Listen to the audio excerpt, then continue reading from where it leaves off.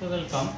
Ram is younger than Suresh but older than Ravi. மறுபடியும் கேட்கிறேன். Ram is younger than Suresh but older than Ravi. பாருங்க, ராம் என்பது சுரேஷை விட சின்னவர். அப்போ சுரேஷ் தான் பெரியவர். மேலே எழுதுறேன். சுரேஷை விட ராம் சின்னவர், ஆனால் யாரை விட பெரியவர்? ரவி விட பெரியவர். ஸோ மறுபடியும் சொல்கிறேன். ராம் இஸ் யங்கர் தேன் சுரேஷ். அப்போ ராம் சின்னவர், சுரேஷ் பெரியவர். ஆனால் ஓல்டர் தேன் ரவி, ஆனால் இந்த ராமு ரவி விட பெரியவர் அப்படின்னு சொல்கிறாங்க. அடுத்து Ravi is older than Geetha. அப்போ கீதாவை விட,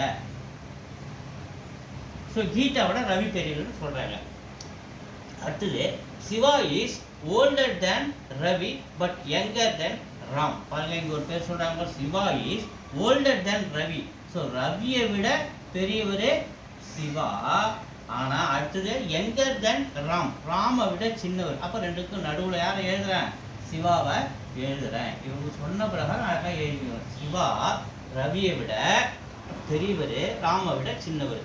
Siva is older than Ravi but younger than Ram. So who is the youngest? இங்கே பாருங்க, இவர் பெரியவர் சுரேஷ், ரவி அதுக்கடுத்து, மூணாவது சிவா, நாலாவது ராம, அஞ்சாவது கீதா தான் ரொம்ப இருக்கிறது ரொம்ப சின்னவங்க. Who is the youngest? Geeta is the youngest. A is